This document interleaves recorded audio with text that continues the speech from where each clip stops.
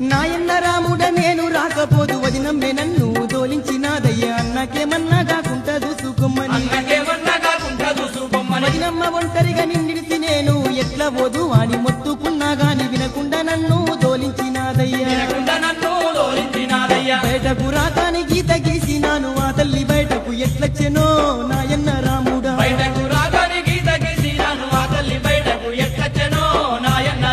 నాయి తమ్ముడవో లక్ష్మణుడ నీ వదిలే తాడేడ దొరకాలేరో